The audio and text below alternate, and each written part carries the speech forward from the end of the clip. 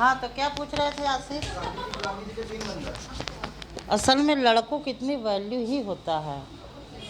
लड़कों को जो है ना पूरी लाइफ में धक्के ही खाना पड़ता है, अन्यथा हम नीचे बैठाते नहीं लड़कों को। इसलिए लड़कियों को ऊपर बैठा दो। अब लड़कों की इतनी वैल्यू ही होता है कि उनको कहीं भी धक्के मार दो। धक्के मारो, कभी इधर जा रहे हैं, कभी उधर जा रहे हैं, कभी ऐसे आ रहे हैं, कभी वैसे आ रहे हैं।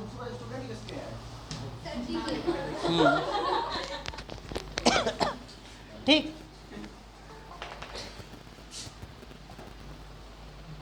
कट गया था। हरिओम। ठीक है, अभी पूजा आओगी तो एक हम नंबर से कॉल कर दे रहा हूँ ग्रुप में। अपना नंबर दे दो जरा, अपना फ़ोन दे दो। आप अपना फ़ोन दे दो, इसी नंबर पर कॉल कर देना, मेरे नंबर पर मत करना।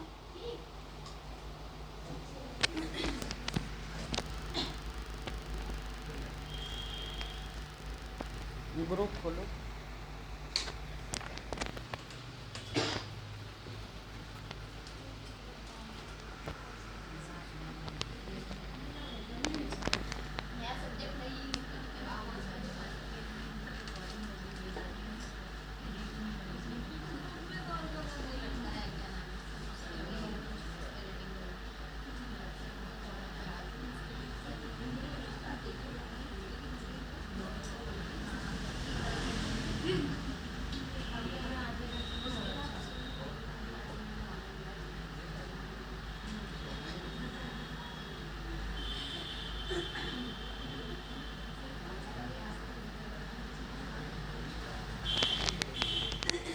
जिस नंबर से कॉल करा ना पूजा, व्हाट्सएप कॉल इसी नंबर से कर देना, तो एड्रेस बता देंगे।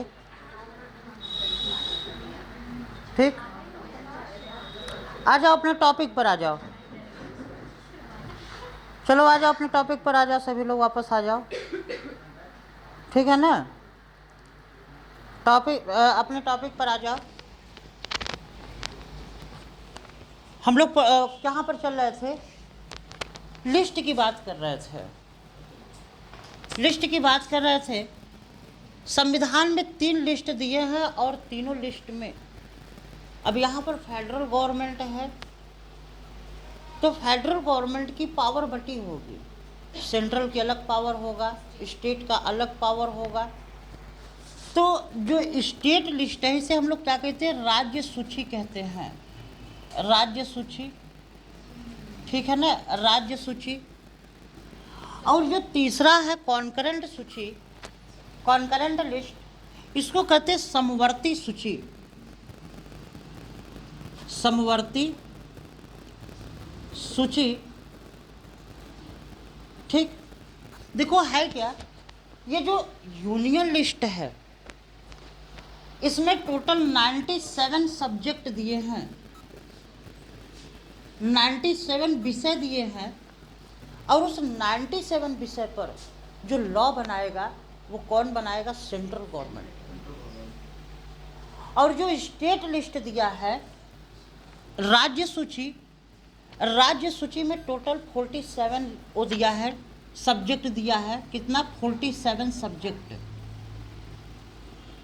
और इस 47 सब्जेक्ट पर लॉ कौन बनाएगा? State government. State government means जैसे कि उत्तर प्रदेश, बिहार, मध्य प्रदेश, झारखंड, छत्तीसगढ़, राजस्थान, ठीक है, दिल्ली, तो मुंबई, ये सब क्या है? राष्ट्र हैं, स्टेट हैं।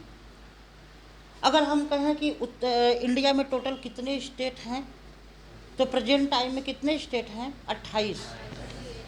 और 8 जो हैं क्या है? यूनियन, यूटी है, केंद्र शासित प्रदेश, यूनियन टेरिटरी। 8 कितने हैं? यूटी हैं, ठीक।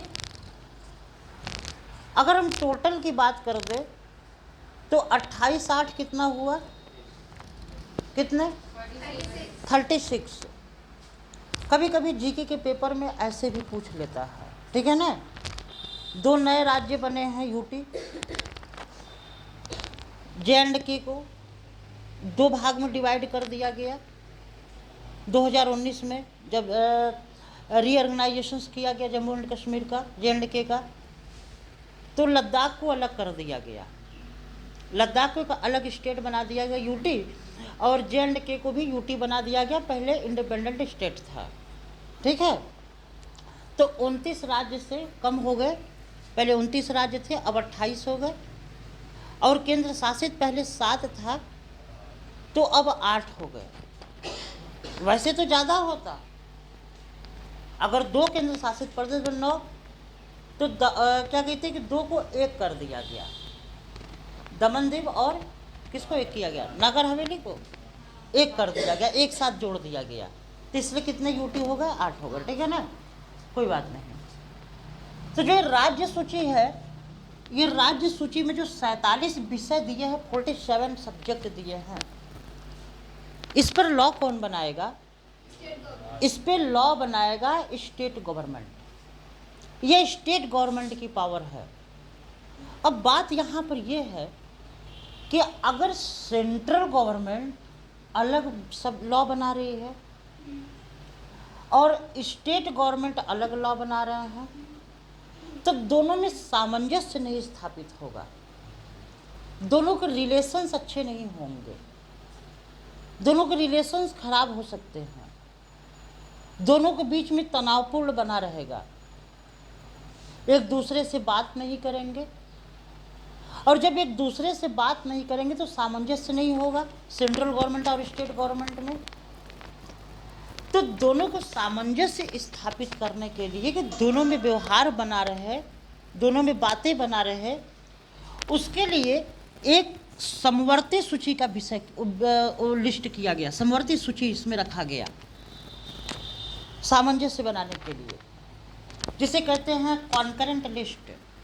और कॉन्करेंट लिस्ट में जो टोटल सब्जेक्ट दिए हैं, ये सब्जेक्ट दिए हैं 66। जो समवर्ती सूची में विषय है, 66 विषय है, इसमें दोनों गवर्नमेंट की पावर है, सेंट्रल गवर्नमेंट और स्टेट गवर्नमेंट, दोनों गवर्नमेंट की पावर है, दोनों लॉ बनाएंगे, ठीक है ना, दोनों ही लॉ बनाएंगे इस पर। आपका विषय होगा, सब्जेक्ट होगा कि सर मान लो जो समवर्ती सूची में लॉ बनाया गया,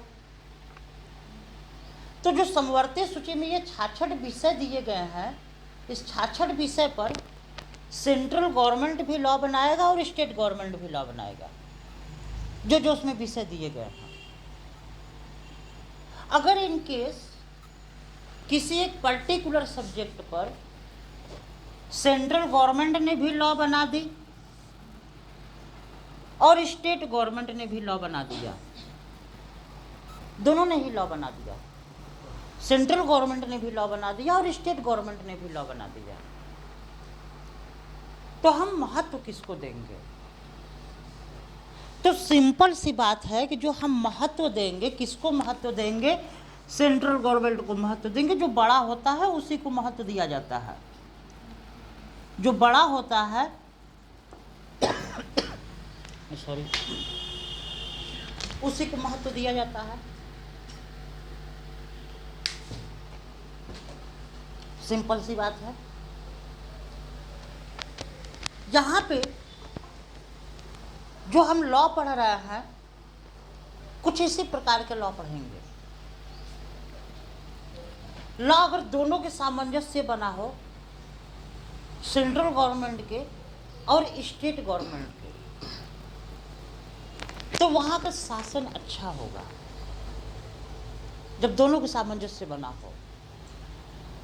अगर एक के द्वारा लॉ बनाया गया हो तो उस पर उसको लागू करने में पब्लिक के ऊपर, और दूसरी बात पब्लिक को कंट्रोल करने में थोड़ा डिफ़िकल्ट होगा।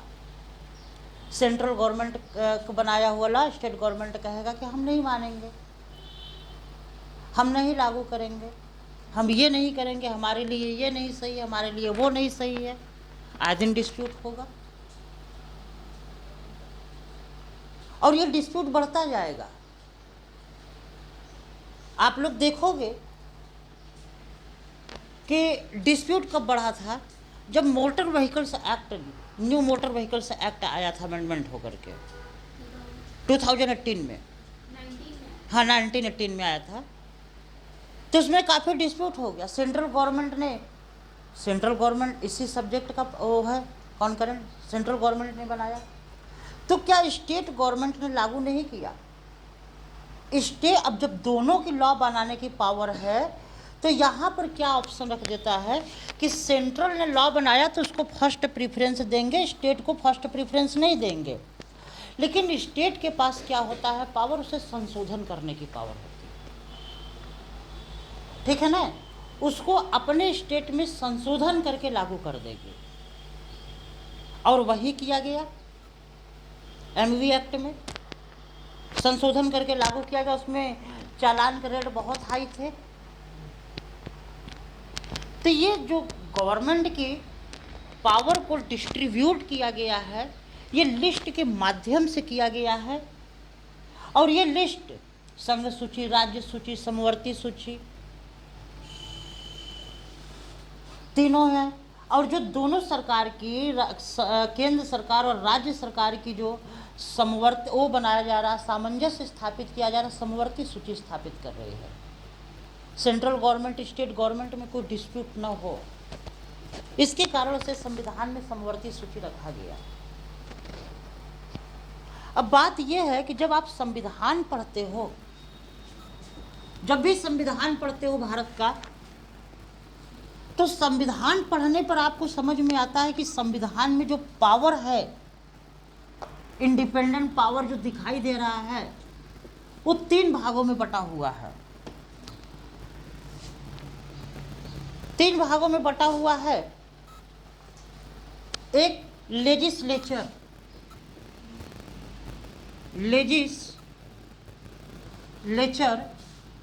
जिसे कहते हैं विधानमंडल।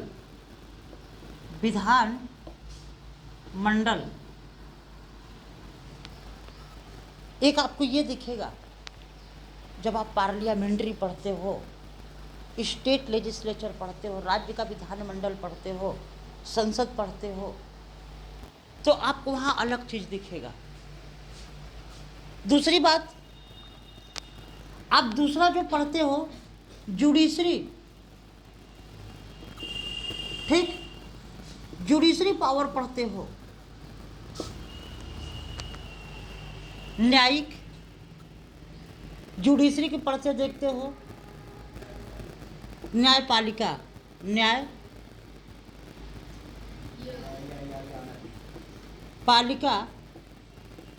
उस चलो लिख लेना अपने आप से, हिंदी लिख लेना यार, समझ में आना चाहिए, भावनाओं को समझो। शब्द पर कहे जा रहा है, थोड़े बहुत आगे पीछे हो सकते हैं, कोई बड़ी बात नहीं है इसमें।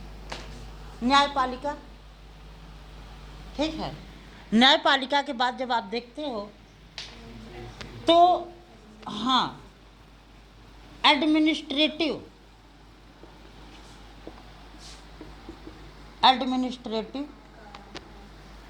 प्रशासनिक,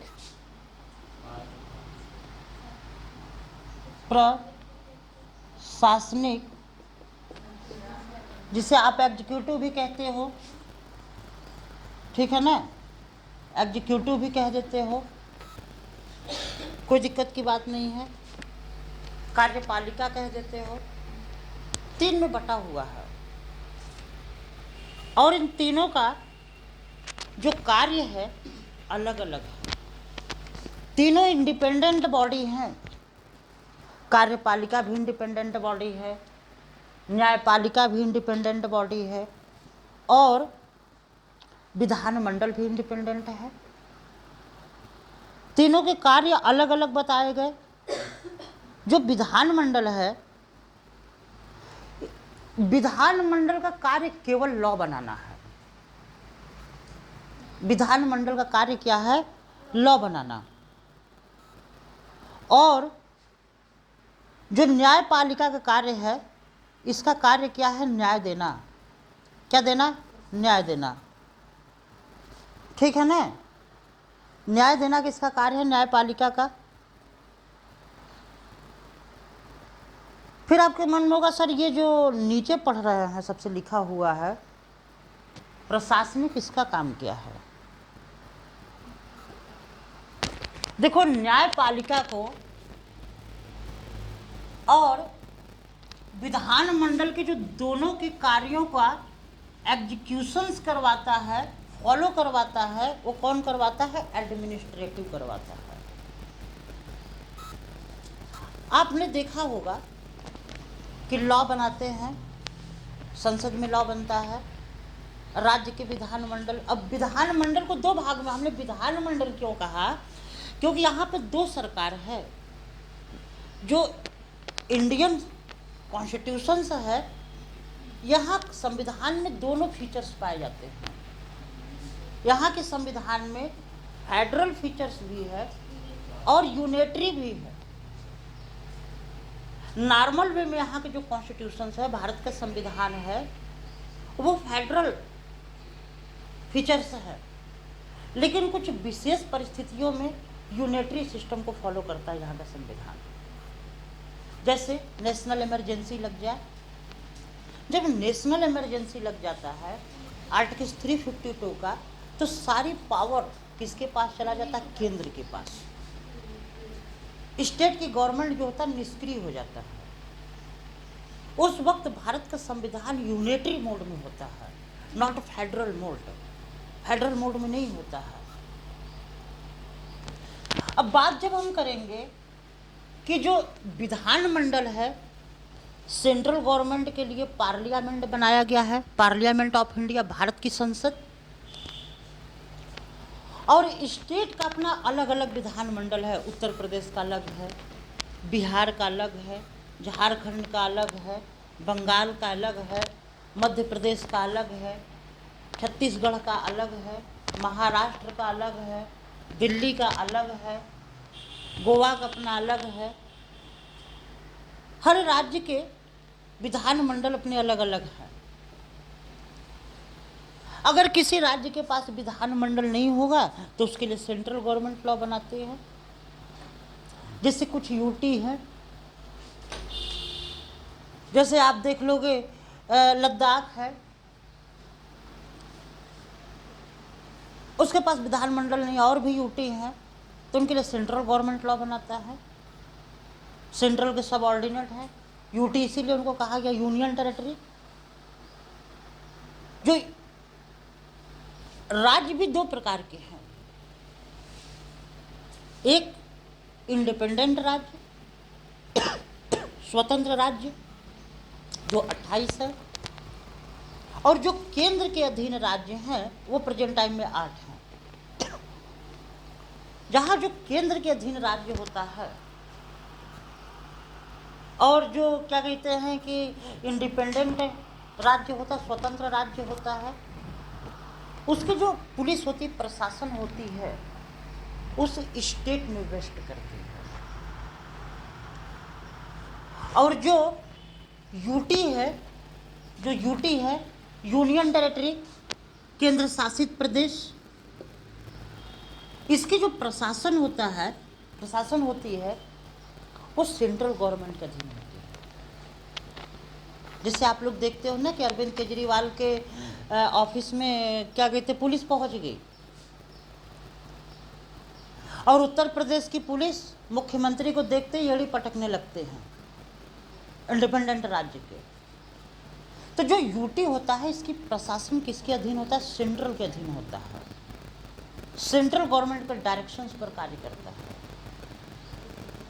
और जो यूटी होता है वहाँ पर गवर्नर नहीं होता है, वहाँ पर लेफ्टिनेंट गवर्नर होता है, उप राज्यपाल होता है, और इसकी प्रशासन सेंट्रल गवर्नमेंट, और सेंट्रल गवर्नमेंट किसे कहते हैं? प्रेसिडेंट ऑफ इंडिया, उसमें वेस्ट होता है। एक वहाँ पर ऑफिसर्स के रूप में चलाने के लिए एक लेफ्टिनेंट गवर्नर को नियुक्त किया जाता है राष्ट्रपति के द्वारा। और कुछ जगहों पर आपको वो भी नहीं मिलेगा, लेफ्टिनेंट गवर्नर भी नहीं मिलेगा, ना ही गवर्नर मिलेगा, वहाँ पर एडमिनिस्ट्रेटिव ऑफिसर मिलेगा। जैसे लद्दाख है, लद्दाख में एडमिनिस्ट्रेटिव ऑफिसर है, आप लोग जाकर नेट पर देख लीजिएगा कौन एडमिनिस्ट्रेटिव ऑफिसर है। वहाँ पर नहीं है ये, वो एडमिनिस्ट्रेटिव ऑफिसर है जिसे सेंट्रल गवर्नमेंट ने नियुक्त किया हुआ है उसको चलाने के लिए, और वहाँ के लिए लॉ भी सेंट्रल गवर्नमेंट ही बनाता है।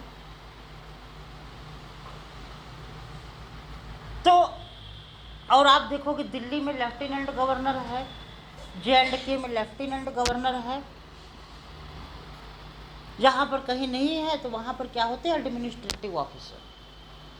अब आपको क्वेश्चन, सर ये एडमिनिस्ट्रेटिव ऑफिसर किसी को भी गवर्नमेंट नियुक्त कर सकती है?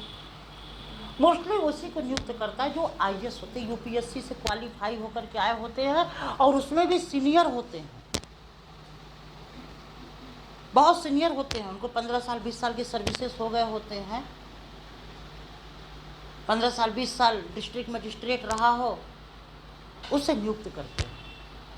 हर किसी को नियुक्त नहीं कर देते हैं। वो चला सकता है, उसके पास आइडिया चलाने के लिए एडमिनिस्ट्रेटिव ऑफिसर वहाँ पर नियुक्त कर देते हैं। तो यहाँ पर दूसरी बात है कि जो ये विधानमंडल है, सॉरी ये न्यायपालिका है, न्यायपालिका और विधानमंडल की दोनों की बातों को एग्जीक्यूट कौन करवाता है? प्रशासनिक करवाता है। इसके द्वारा एग्जीक्यूशन करवाया जाता है दोनों की बातों को। अब विधानमंडल में राज्य का विधानमंडल है, सेंट्रल गवर्नमेंट का है। सेंट्रल गवर्नमेंट का एक है पार्लियामेंट ऑफ इंडिया, भारत की संसद, और भारत की संसद में पब्लिक बैठी होती है। कैसे बैठी होती है भी हम इसकी भी चर्चा कर रहे हैं। उनके द्वारा लॉ बनाया जाता है। और जो राज्य के विधानमंडल होते हैं उसमें MLA बैठे होते हैं, MLC होते हैं, जहाँ पर द्विसदनी है, 2 बॉडी हैं, वहाँ पे एक बॉडी अपर बॉडी MLC होते हैं, एक विधायक होते हैं, वो बैठे होते हैं। तो आपने कभी देखा है सांसद को, विधायक को लॉ फॉलो कराते हुए? नहीं देखा होगा। सांसद विधायक लॉ बनाते हैं, सबसे अधिक लॉ यही तोड़ते हैं, सबसे अधिक लॉ यही तोड़ते हैं। आप लोग कानपुर से हैं, कानपुर में भी 2 सांसद हैं, 9 विधायक हैं, 9 सीट है ना यहाँ पर, 10 है, देख लेना जितना भी हो, 9-10 जो भी हो देख लेना। यहाँ पर भी कानपुर नगर, कानपुर देहात, और विधायक भी हैं। अगर इनके पास, मैं यही की बात नहीं कर रहा हूँ, हर जगह की बात कर रहा हूँ, स्पेशली कानपुर की नहीं बात करेंगे, मैं कानपुर की इंसल्ट कर रहा हूँ। इंसल्ट करने कोई ऑब्जेक्ट नहीं है। अगर किसी विधायक के पास, किसी सांसद के पास चले जाओ और उनसे पूछो लॉ क्या होता है, लॉ क्या होता है, तो ऊपर नीचे देखेगा, ऊपर नीचे देखेगा, कहेगा लॉ क्या होता है। और कहो गुंडा विधायक सांसद तुम्हें 2-3 तमाचा मारे, मार के कहते भाग यहाँ से, यही लॉ है। ये लॉ बनाने वाले लोग हैं। उनकी गाड़ी निकलती है तो ट्रैफिक भी नहीं फॉलो करते हैं। अब तो ऑनलाइन चालान हो गया तो फॉलो कर लेते हैं, अन्यथा नहीं करते हैं, वैसे निकाल देते हैं गाड़ी। 10 है, चलो कोई बात नहीं, ठीक। अब आपसे हम बात करें, बट टू द पॉइंट्स अगर बात करें तो जो ये विधानमंडल है, इस विधानमंडल को 2 भाग में बांट दो, इसको 2 भाग में बांट दो। एक सेंट्रल यानी केंद्र, और एक अगर स्टेट में, एक स्टेट में बांट दो यानी राज्य। हर राज्य के पास अपना एक विधानमंडल है। और सेंट्रल गवर्नमेंट की अगर हम बात करें तो सेंट्रल के पास एक विधानमंडल जिसे कहते हैं भारत की संसद, भारत की संसद, पार्लियामेंट ऑफ इंडिया। स्टेट का जो विधानमंडल है ये भी लॉ बनाता है और ये भी लॉ बनाता है, दोनों लॉ बनाते हैं। एक बड़ा क्वेश्चन आपके मन में चल रहा होगा कि सर अगर ये लॉ बनाते हैं तो यही दोनों क्यों बनाते हैं, हम आप क्यों नहीं बना सकते हैं, या और कोई क्यों नहीं बना सकता है, यही क्यों बनाते हैं? बड़ा कंफ्यूजन होगा आपके मन में। देखो दो व्यवस्थाएं थी। आज के डेट में डेमोक्रेसी है और पहले मोनार्की सिस्टम हुआ करता था। राजा होता था और राजा जो कहता था वही होता था कार्य। जैसे महाराज घनानंद थे, चाणक्य गए उनके यहाँ, बोले महाराज देश लूटने वाला है, कुछ करिए। और घनानंद दोपहर में पहुँचे थे चाणक्य, और घनानंद के दरबार में मदिरा और नृत्य चल रहा था। नृत्य का मतलब सुंदरियों का डांस चल रहा था और मदिरा का मतलब शराब पिए जा रहे थे। राजा इसी में मस्त थे। जनता भाड़ में जाए, कोई लेना देना नहीं। घनानंद के बाद एक बादशाह हमारे पास और हुआ इस प्रकार का। हर बादशाह तो लड़े, एक बादशाह और था जिसको इतिहास में रंगीला के नाम से जानते हो, मोहम्मद शाह रंगीला। मोहम्मद शाह रंगीला भी कुछ इसी प्रकार का था। मयूर सिंहासन को सब लुटा दिया। बोला आ रहे हैं, आक्रमण कर रहे हैं।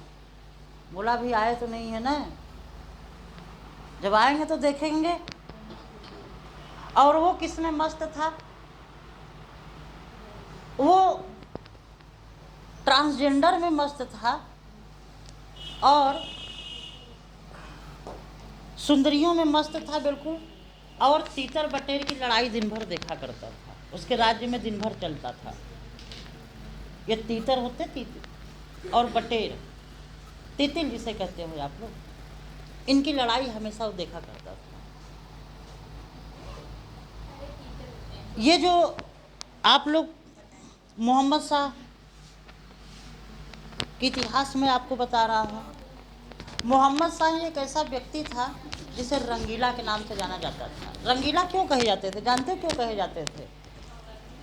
उसके शासन काल में महिलाओं की सबसे अच्छी पोजीशन था। महिला और ट्रांसजेंडर को उसने एक समान भाव, एक भाव देखता था और एक श्रेणी में रखा था। असल में हुआ क्या था कि मोहम्मद शाह को, उसको रंगीला इसलिए कहते थे कि उसको ट्रांसजेंडर से उसको बहुत प्यार हो गया था। अब बहुत ही ज़्यादा हो गया था, उसको इश्क हो गया था। और एक जो है महिला थी वो था।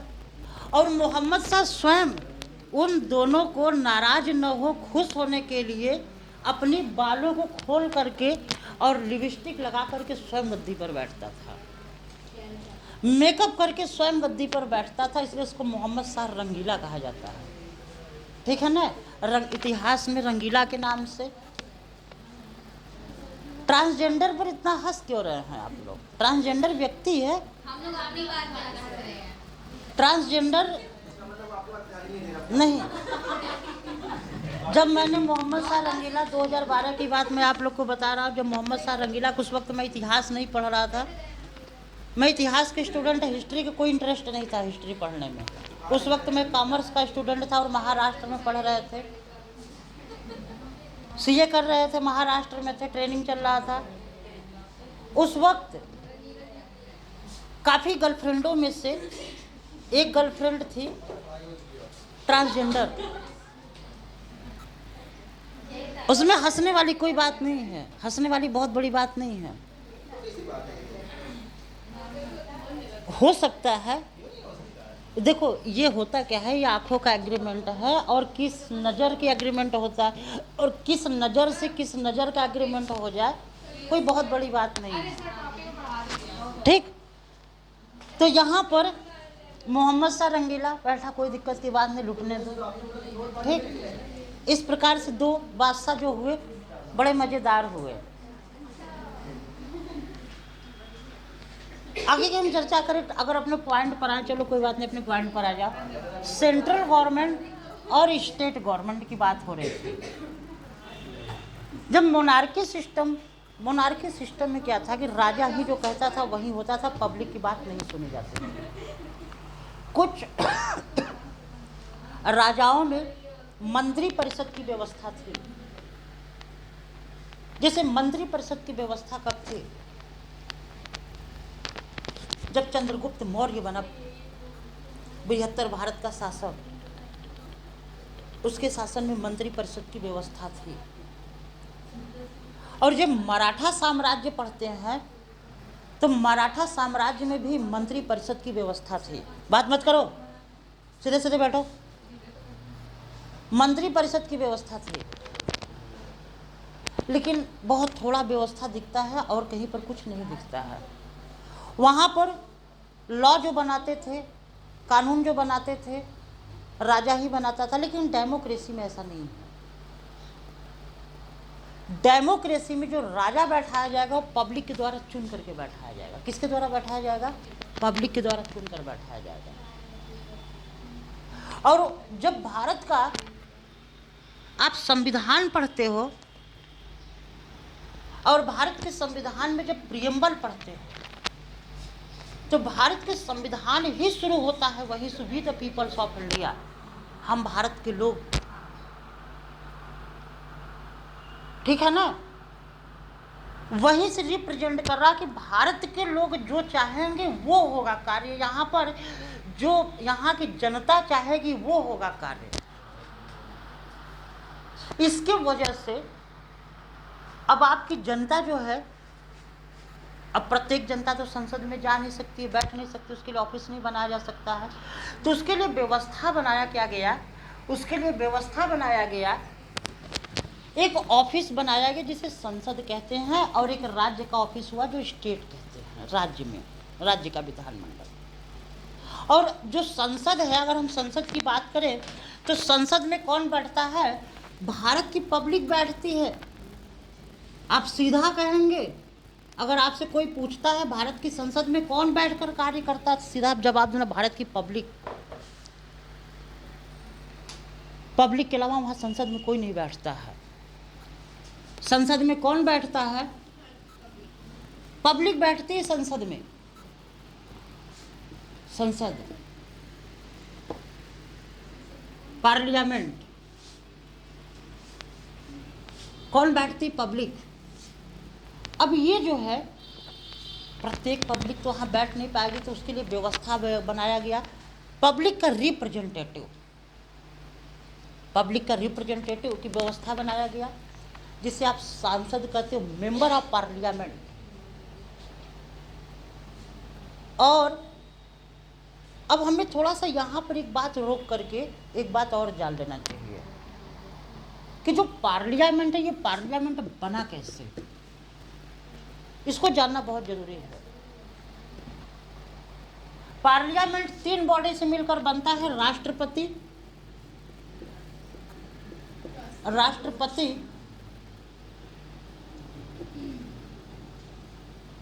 और राज्यसभा, राज्यसभा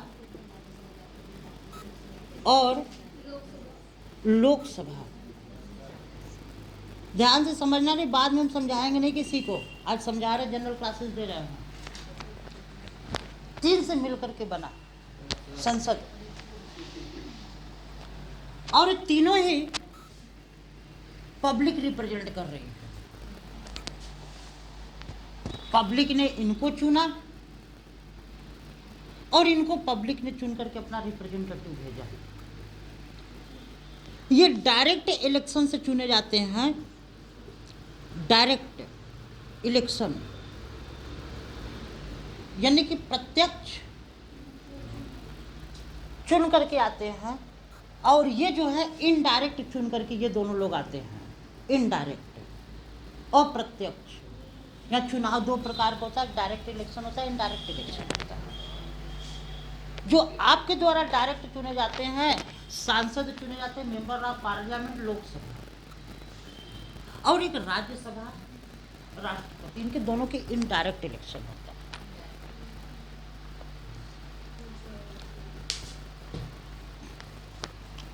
ये भी सांसद हैं, ये भी सांसद हैं। फर्क ये है कि डायरेक्ट आपको रिप्रेजेंट कर रहा है, ये डायरेक्ट बिल्कुल, इसको आप चुन करके भेजते हो, अपना वोट डालते हो। आपके शहर में 2 सांसद हैं, आप अपने सांसद को चुनकर भेजते हो। कानपुर में, कानपुर देहात, कानपुर नगर, प्रेजेंट टाइम में जो सांसद हैं माननीय सत्यदेव पचौरी जी हैं नगर की, और कानपुर देहात में माननीय भोलेनाथ, हाँ क्या नाम है, भोलेनाथ जी हैं, भोले सिंह, देवेंद्र सिंह भोले, कानपुर देहात से हैं। 2 सांसद हैं और ये डायरेक्ट आपको रिप्रेजेंट कर रहे हैं, और ये जाकर के सदन में बैठते हैं और डायरेक्ट संविधान का जो प्रियम्बल है we the peoples of India direct represent कर रहे हैं। इसलिए यहाँ पर कहा गया कि जो संसद में लॉ बनाया जाएगा, और किसके द्वारा लॉ बनाया जाता है, पब्लिक के द्वारा लॉ बनाया जाएगा। ये संविधान आपको बता रहा है। और ये जो लॉ बनाया जा रहा है, अब समझ में आ गया होगा कि लॉ कौन बनाएगा, पार्लियामेंट या स्टेट लेजिस्लेचर। अब हमने शुरू में ही आपसे चर्चा किया कि जो लिस्ट है, कॉन्करेंट लिस्ट, कि जो विषय है, 66 विषय है, और उसी में से जो आप एक लॉ पढ़ने जा रहे हो, the code of criminal procedure, CPC, civil प्रक्रिया संहिता, ये भी समवर्ती सूची का विषय है। कॉन्करेंट लिस्ट का विषय है, समवर्ती सूची का विषय है। और समवर्ती सूची में इसकी व्यवस्था की गई, लेकिन ये लॉ किसने बनाया, सेंट्रल ने। तो मैंने बताया कि अगर सेंट्रल गवर्नमेंट उस पर लॉ बना दे और स्टेट गवर्नमेंट भी लॉ बना दे, तो फर्स्ट प्रेफरेंस किसको देंगे, हम लोग सेंटर को देंगे। और स्टेट जो है अपना संशोधन करने की उसके पास पावर होती है, ये व्यवस्थाएं की गई हैं, और वो अपना संशोधन करके लागू कर सकते हैं। दूसरी बात यह है कि जो लॉ मेकर बॉडी है, ये लॉ जो बनाते हैं, लॉ भी 2 प्रकार का होता है। लॉ कितने प्रकार का होता है, लॉ 2 प्रकार का होता है। ये लॉ मेकर बॉडी जो है, आपको पता हो गया कि पार्लियामेंट के द्वारा लॉ बनाया जाता है, स्टेट के द्वारा। तो जो विधानमंडल के द्वारा लॉ बनाया जा रहा है, विधानमंडल,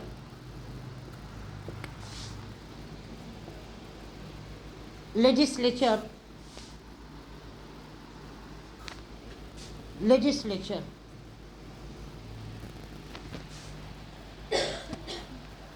यहाँ पर 2 प्रकार के लॉ बने, 2 भागों में लॉ को डिवाइड किया। 2 भाग में लॉ को जब डिवाइड किया, लॉ डिवाइडेड बिटवीन 2 पार्ट्स। हम ये कह ले कि लॉ डिवाइडेड बिटवीन 2 पार्ट्स। विधि को 2 भागों में बांटा, विधि 2 भागों में बांटा गया, जिसे कहते हैं, एक है प्रोसीजरल लॉ,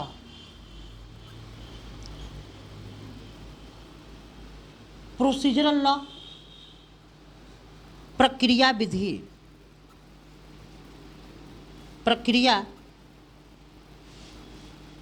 विधि, और दूसरा है सब्सटेंटिव लॉ।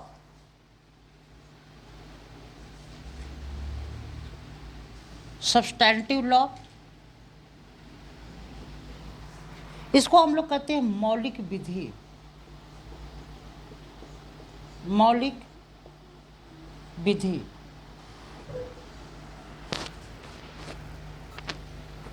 दो प्रकार की लॉ है, एक प्रक्रिया है प्रोसीजरल, और एक है सब्सटेंटिव मौलिक।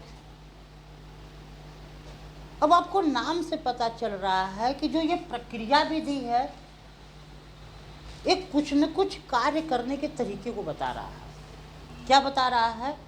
कोई न कोई कार्य करने का तरीका बता रहा है। तो हम लोग ये कहें कि ये जो प्रक्रिया है और ये मौलिक, ये क्या है, जरा इसको भी देखें क्या। ये जो प्रक्रिया विधि है ये क्या बताता है और मौलिक विधि क्या बताता है, जरा इसको एक बार में हम लोग थोड़ा सा देख लें,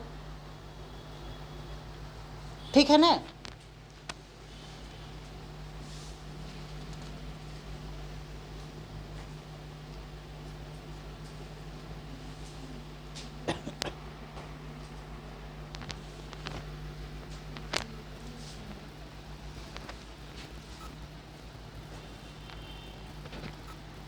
ये जो प्रोसीजरल लॉ है ये क्या बताता है, अधिकार और कर्तव्य बताते हैं। क्या बताते हैं, अधिकार और कर्तव्य।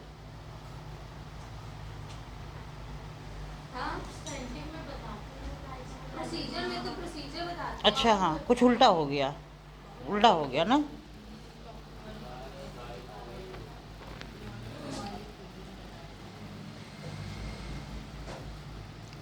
ये जो प्रोसीजरल लॉ है ये क्या बताता है, rights and substantive rights and remedy की बात करता है। क्या बात करता है, राइट्स एंड रिमेडी की बात करता है।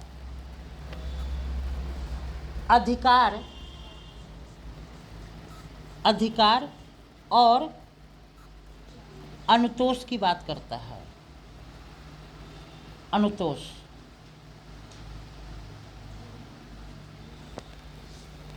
की बात करता है,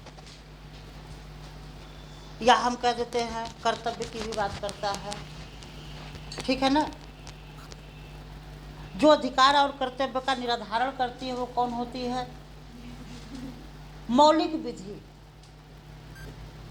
आपके अधिकार क्या है, मौलिक का मतलब ही होता है आपका अधिकार। मौलिक शब्द का मतलब होता है अधिकार। आपके अधिकार की और कर्तव्य की बात कर रहा है, कौन बात कर रहा है, सब्सटेंटिव लॉ। और प्रोसीजरल लॉ किसकी बात कर रहा है, कोई बताएगा क्या आप लोगों में से, बोलो। क्या बता रहा शिवानी, बोलो आप क्या बता रही हो। अरे मतलब किसी भी लॉ को किस तरह से फॉलो करना है उसका प्रोसीजर बताते हैं। बिल्कुल। और भी मैंने कुछ लिखवाया था, नहीं लिखवाया था, बताओ।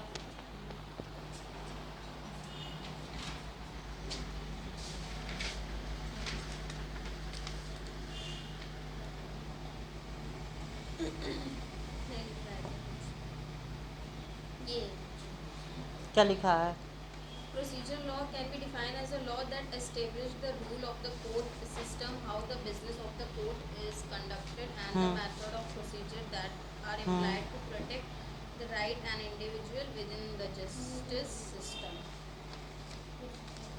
ठीक, बहुत अच्छा। प्रोसीजरल लॉ क्या बता रहा, प्रक्रिया, किसी कार्य को करने के तरीका बता रहा है, जिसे हम लोग कहते हैं जो अधिकार कर्तव्य का निर्धारण करती हो, या निर्णय मूल विधि के आधार पर होता है, जो कार्य करने का तरीका बता रहा है।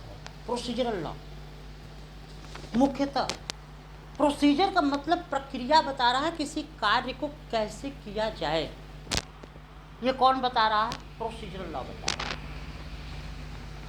यहाँ पर सब्सटेंटिव लॉ को हम इतना पढ़ते हैं, जब सब्सटेंटिव लॉ पढ़ाएंगे तो इसके बारे में बहुत डिटेल में चर्चा करेंगे, लेकिन हम चर्चा करते हैं प्रोसीजर। तो हमारे पास प्रोसीजर भी दो प्रकार के हैं, प्रोसीजरल लॉ और भी है, लेकिन मेजर जो प्रोसीजरल लॉ है वो दो है। वो कौन कौन से हैं, एक क्रिमिनल प्रोसीजर है, एक क्रिमिनल है, और एक क्या है, सिविल है, सिविल प्रोसीजर है। दो लॉ है, इसकी भी चर्चा कर ले, क्रिमिनल प्रोसीजर की और सिविल प्रोसीजर की चर्चा कर ले जरा। प्रोसीजरल लॉ को भी दो भागों में डिवाइड कर दिया गया है। प्रोसीजरल लॉ को दो भागों में कैसे डिवाइड किया गया, जरा हम ये देख लें। ये जो प्रोसीजरल लॉ है, procedural law can be divided into two part है, या प्रोसीजरल लॉ यहाँ can be divided into two part है। Procedural law can be divided between two part. प्रक्रिया विधि को दो भागों में बांटा जा सकता है, बांटा गया है। प्रक्रिया विधि को दो भागों में बांटा गया, इसकी हिंदी होगी क्या है? पहला क्रिमिनल और सिविल, जिसे कहते हैं क्रिमिनल और सिविल, इसे कहते हैं फौजदारी। हिंदी में क्या कहते हैं? फौजदारी विधि। और इसे क्या कहते हैं? दीवानी। इसे क्या कहेंगे? दीवानी विधि। फौजदारी की अगर हम बात करें तो फौजदारी में दो पक्षकार होते हैं। हाँ, इसमें क्या होते हैं? टू पार्टी होता है। फौजदारी में दो पक्षकार होते हैं, दो पक्षकार होते हैं।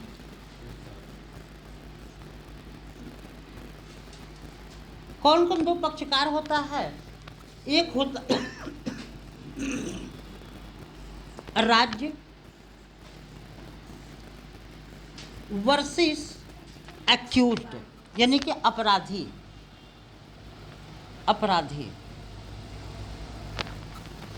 यानी कि स्टेट वर्सेस एक्यूज्ड। इसमें दो पक्षकार होते हैं। जरा हम इसकी चर्चा कर लें थोड़ा सा। जो क्रिमिनल लॉ है, फौजदारी है, इसमें दो पक्षकार। एक राज्य, ये राज्य को क्यों पक्षकार बना दिया गया? राज्य क्यों आ रहा है? ये जो राज्य है, अगर हम राज्य की बात करें तो आपकी जिम्मेदारी किसकी है? आपकी सुरक्षा की जिम्मेदारी किसकी है? राज्य की जिम्मेदारी। अगर जब कभी भी अगर आपके साथ कोई अपराध घटित होता है तो वहाँ पर स्टेट फॉल्ट होता है। वहाँ पर राज्य की जो सुरक्षा है उसमें चूक हुआ है। तभी यहाँ पर कोई न कोई अपराध हुआ है, जैसे चोरियाँ बढ़ जाए आपके क्षेत्र में, डकैती बढ़ जाए, किसी भी प्रकार का अपराध बढ़ जाए, तो कहीं न कहीं पर वहाँ पर राज्य की पुलिस जो है फॉल्ट है। तभी डकैती हुआ, तभी चोरी हुआ, अन्यथा नहीं होता। आपकी सुरक्षा की जो जिम्मेदारी है किसकी है? राज्य की है, स्टेट की है। और स्टेट जब यहाँ पर फॉल्ट होता है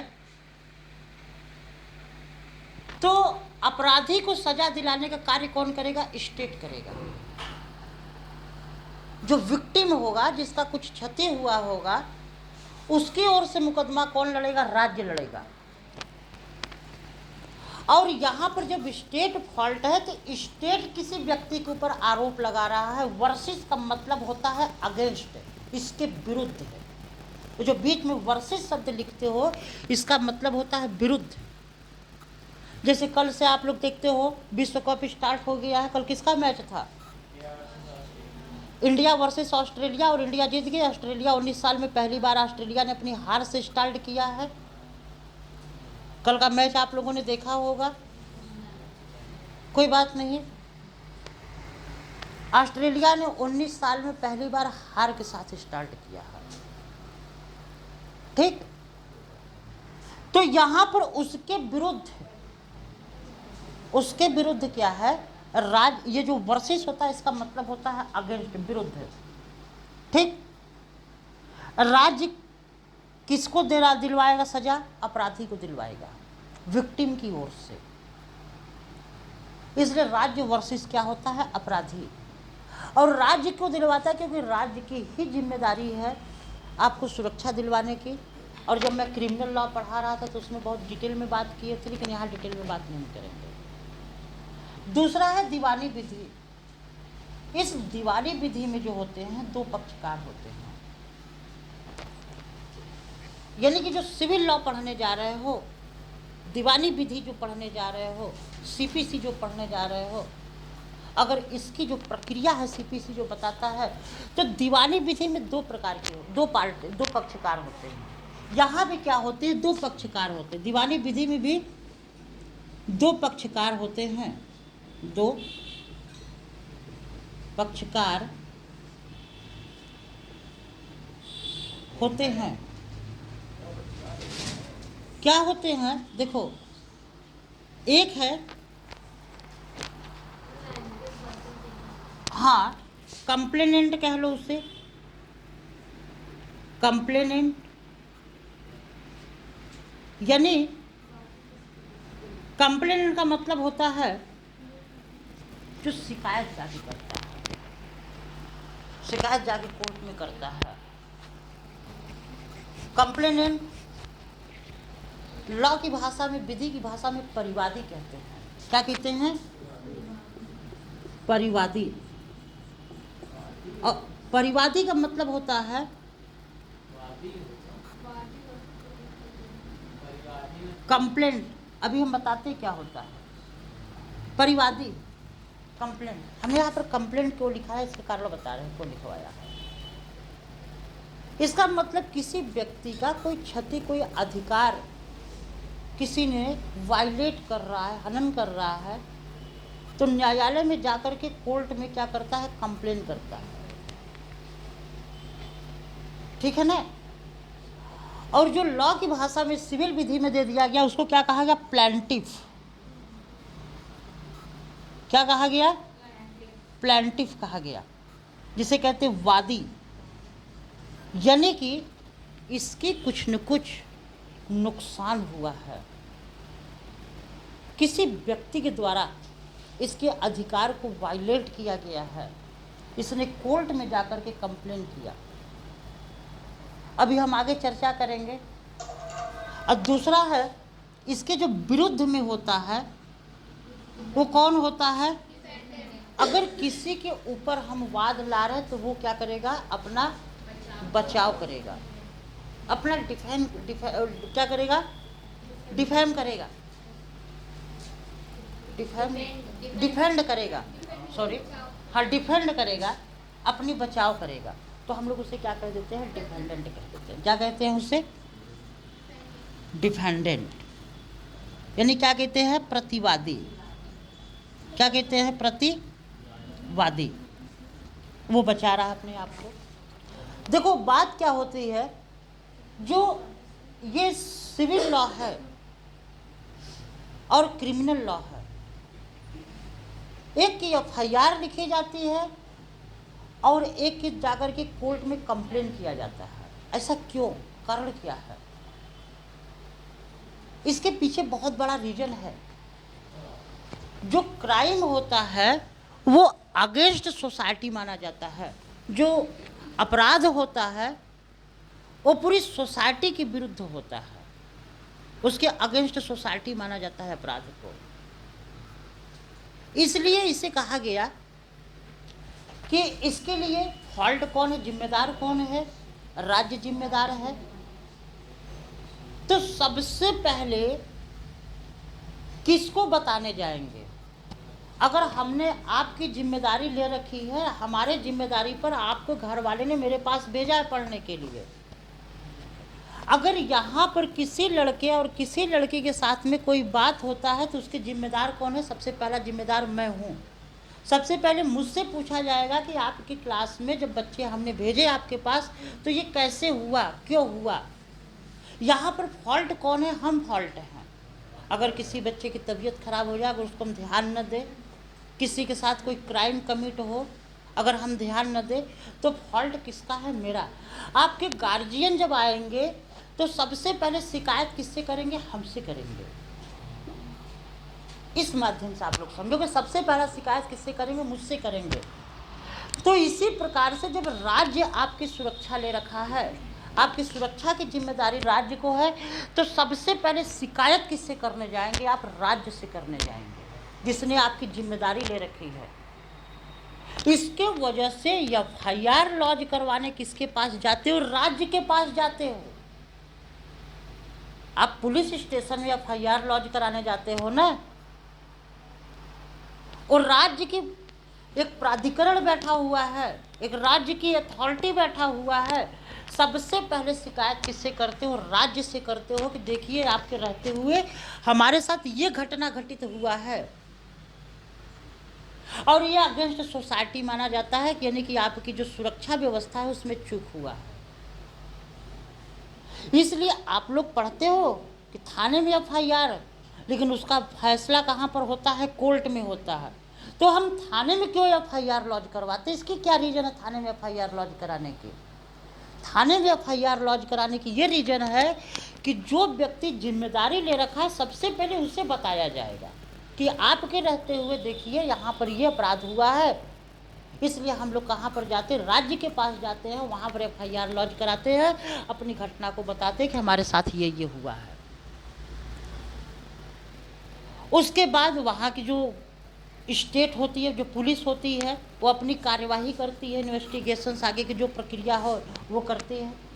लेकिन सिविल मामले में ऐसा नहीं है। ये जो सिविल मामला होता है, ये सिविल मामला इंडिविजुअल नेचर का होता है, ठीक है ना? इंडिविजुअल मीन्स यानी कि किसी विशेष व्यक्ति की, एक व्यक्ति की आपसी विवाद होती है। जैसे मान लो अन्ना रिजवी, कितने भाई बहन हो? अच्छा, तो आपस में इन लोगों का विवाद हो गया, भाई बहनों का विवाद हो गया। विवाद हो गया एक मकान को लेकर के, और हम इनके पड़ोसी हैं। हमारा विवाद इनसे नहीं, इनका विवाद मुझसे नहीं हुआ है, अपनी पड़ोसी से नहीं हुआ है। इन्होंने कोई मेरे घर में जाकर के किसी को तमाचा नहीं मारा है, मेरे घर में सेंध नहीं मारा है, मेरे घर में डकैती नहीं डाला है। इनका विवाद एक पुश्तैनी मकान को लेकर के आपस में भाई बहन का हुआ है, इंडिविजुअल नेचर का है। और इसके लिए अब इनको इस विवाद से छुटकारा पाने के लिए ये बहुत बड़ा विवाद नहीं माना जाएगा, इसको बहुत गहरा विवाद नहीं माना से क्षति नहीं होती है व्यक्ति की। कुछ क्षति होती है, लेकिन क्राइम जैसा क्षति नहीं होता, आपकी बॉडी को हार्म नहीं पहुंचता है। एक है कि भाई बहन आपस में लड़ गए एक मकान के बंटवारे को लेकर के, थोड़ा सा कोई बात नहीं, एक बड़ा व्यक्ति जाएगा, दोनों को समझा देगा, दोनों मान जाएंगे। लेकिन एक व्यक्ति कि आपको लेकर रिवॉल्वर आपकी बॉडी को शूट कर देता है, अभी गोरखपुर में हुआ है, यादव वर्सेस ब्राह्मण हुआ है क्या गोरखपुर में? आए? चलो जो भी हुआ हो कोई बात नहीं, वो पॉलिटिकल मैटर हम वहाँ चर्चा नहीं करेंगे। तो वो क्या हुआ, आपकी बॉडी को हार्म पहुंचा दिया, और गोली किसी और को भी लग सकती थी। गोली चलाई गई थी, किसी को भी लग सकती थी गोली। ऐसा जरूरी नहीं कि हमने आपके ऊपर गोली चलाया तो पीछे कनिष्का बैठी हैं, अन्ना रिजवी बैठी हैं, बगल में 2 लड़कियां और बैठी हुई हैं, नेहा तिवारी बैठी हुई हैं, शिवानी अग्निहोत्री, किसी को भी लग सकता है। इधर बच्चे बैठे हुए, लड़के बैठे हुए, उनको भी लग सकता है, किसी को भी लग सकता है, क्षति किसी को पहुंच सकती है। लेकिन अगर 2 भाइयों का विवाद हो तो पड़ोसी की क्यों क्षति पहुंचेगा? नहीं पहुंचेगा ना, पड़ोसी की क्षति पहुंचेगा?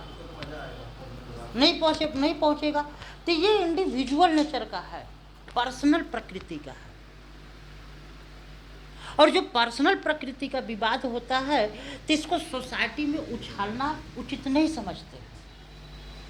एक समझदार व्यक्ति के पास जाओ और समझदार व्यक्ति के पास जा करके क्या कहते हैं कि अपने मामले का निपटारा करवा लो। और वो समझदार व्यक्ति, जिम्मेदारी किसको दिया गया है? कोर्ट को दिया गया है। किसको दिया गया है? कोर्ट को दिया गया है। न्यायालय को दिया गया। दूसरी बात, ये जो न्यायालय है इसमें जो ये क्या कहते हैं कि व्यक्तिगत मामले जो होते हैं उसे हम लोग किस में रखा है, सिविल में रखे हैं। व्यक्तिगत नेचर के जितने भी मामले उसको किस में रख दिया गया, सिविल में रख दिया गया। और इसमें क्या होता है कि जो व्यक्ति पीड़ित होता है वो न्यायालय जाता है, उसे हम लोग क्या कहते हैं, न्यायालय जाता है। तो न्यायालय में तो उसे हम क्या कहेंगे, न्यायालय में जाकर कंप्लेंट कर रहा है। क्या कर रहा है, कंप्लेंट कर रहा है। और उसे हम लोग क्या कह देते हैं, वादी कह देते हैं, प्लेंटिफ कह देते हैं। जो सिविल मामले का कंप्लेंट होता है वो प्लेंट दाखिल करने से होता है, वाद पत्र दाखिल करने से होता है। वाद पत्र की चर्चा भी हम आगे ऑर्डर 7 में करेंगे, सीपीसी में। ये वाद पत्र क्या होता है, यानी कि वाद पत्र में थोड़ा सा मोटा मोटा आप समझ लो वाद पत्र क्या होता है। वाद पत्र में क्या होता है कि मान लो कि जो विवाद है, जो भी विवाद है, उन्होंने बताया मैडम ने कि ये विवाद है भाई बहनों में, एक मकान को लेकर, बंटवारा को लेकर के।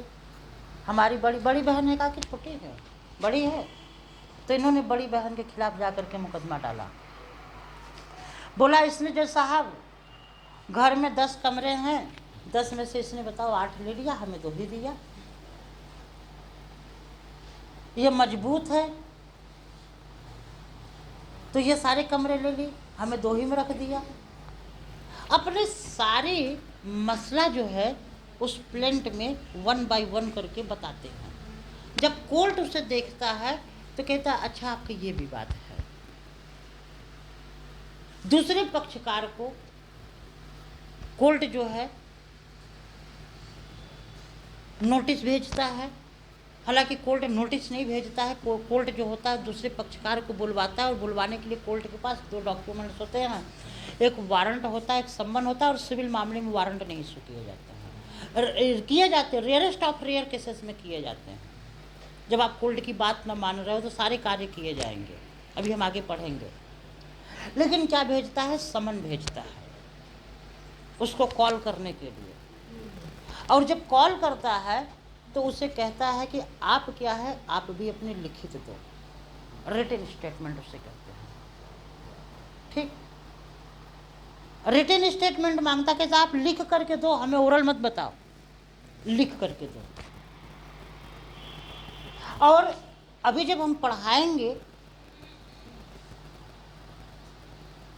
प्लीडिंग पढ़ाएंगे, plaint plus WS, written statement. तो ये जो है मान लो इन्होंने किया तो इनके लिए क्या हो गया, वाद पत्र हो गया। और जो व्यक्ति अपने डिफेंस में दे रहा है वो उसके लिए वाद पत्र होता है। लेकिन हम लोग उसको दूसरी भाषा में क्या कहते हैं, WS कहते हैं, रिटन स्टेटमेंट। ठीक है ना। और रिटन स्टेटमेंट क्या होता है, प्लेंट प्लस, ठीक है ना, प्लीडिंग इसे कहते हैं। प्लीडिंग क्या होता है, प्लेंट प्लस रिटन स्टेटमेंट। वो अपनी जवाब देता है, दोनों की बातें देखता है, कोर्ट निष्कर्ष निकालता है। इंडिविजुअल नेचर का है, अगेंस्ट सोसाइटी नहीं है। लेकिन क्राइम अगेंस्ट सोसाइटी होता है, क्राइम में व्यक्ति की क्षति होती है। इसमें इनके अधिकार को, जैसे कि मान लो कि 2 बहनें हैं तो दोनों के 10 रूम है तो 5-5 का अधिकार हुआ। पिता की संपत्ति है तो अब बड़ी बहन ने ले लिया, बोला हमें 8 चाहिए, तुम 2 में काम चला लो। कहते नहीं, ऐसे नहीं, आधा आधा चाहिए। तो किसी समझदार व्यक्ति के पास जाएंगे, समझदार व्यक्ति के पास दोनों जाएंगे और समझदार व्यक्ति क्या करेगा, दोनों के विवाद को खत्म कर देगा। कहेगा नहीं ये गलत बात है, आधा तुम लो आधा तुम लो, दोनों का अधिकार बराबर का है। तो क्या इसके अधिकार की बात करते हैं, इंडिविजुअल नेचर का है, अधिकार की बात करते हैं। तो यहाँ पर सिविल जो मामले होते हैं, दीवानी प्रकृति के जो मामला होता है, ये पर्सनल नेचर का होता है, व्यक्तिगत प्रकृति का होता है। ठीक है ना। और जो व्यक्तिगत प्रकृति के मामले होते हैं उसे रोड पर नहीं उछाले जाते हैं, उसे बंद कमरे में आसानी से बैठ करके सॉल्व किया जाता है। इसलिए ये मामले बहुत ज़्यादा डिफ़िकल्टी नहीं होते हैं। जिसको हम लोग क्या कहते हैं, दीवानी कहते हैं, जहाँ पर आपके थोड़े बहुत अधिकार के हनन हो रहा हो और अधिकार को वायलेट किसी व्यक्ति ने किया हो और उस अधिकार को वायलेट होने से कुछ आपका नुकसान हो गया हो, तो उस नुकसानी के बदले में क्या दिलवा दिया जाएगा, कंपनसेशन। लेकिन क्रिमिनल में ऐसा नहीं है। यहाँ पर कंपनसेशन की मांग होती है, क्षतिपूर्ति की मांग करता है दीवानी विधि में, सिविल मामले में। लेकिन क्रिमिनल मामले में किसकी चर्चा करता है, पनिशमेंट की मांग करता है। अगर हम आपके बॉडी पर वो चला दें, क्या कहते हैं कि रिवॉल्वर चला दें, कारतूस चला दें, चाकू मार दे, आपको बहुत क्षति होगी, आपकी मृत्यु हो सकती है, आपका डेथ हो सकता है, ठीक है ना। तो यहाँ पर क्या करेंगे, क्रिमिनल में किसकी मांग होती है, पनिशमेंट की मांग होती है।